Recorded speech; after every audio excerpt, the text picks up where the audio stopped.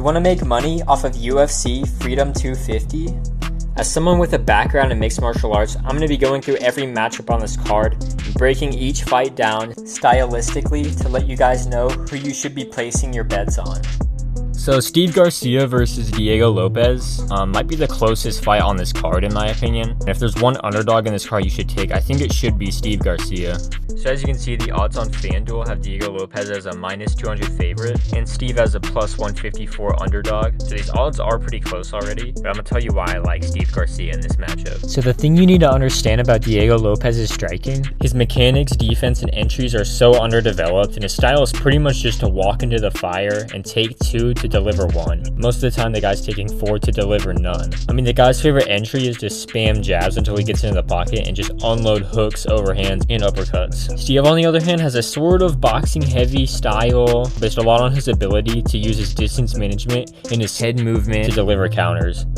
Striking wise, I believe this style is perfect for dealing with Diego Lopes. The problem with predicting this fight is that Garcia's grappling is incredibly untested in the UFC. I don't really have a lot of information to go off of, and Diego does have a legit submission game and ground and pound. The problem for Diego's style though is that he has never hunted takedowns, and what I mean by that is the guy will jump on a takedown when an easy opportunity to do so opens up, but his game has never been to just try to set up takedowns himself or just continue to shoot until he is successful, sort of like how Marab does it. Against John Silva throws a spinning back kick, and you can see Diego Lopes jumping on this opportunity to take him down, right? This is an easy takedown for him. Does not require a lot of energy. In this instance, you'll see John Silva overextend and open up his hips for Diego Lopes to take him down again. So both of these are really easy takedowns for Diego. His game has never been to just hunt takedowns though. He only looks for these kind of opportunities to take guys down, which honestly, his striking is not great. He just relies way too heavily on his chin, so I would say he should probably try to develop more of a grappling heavy style. So I don't think this fight will wind up on the ground too often.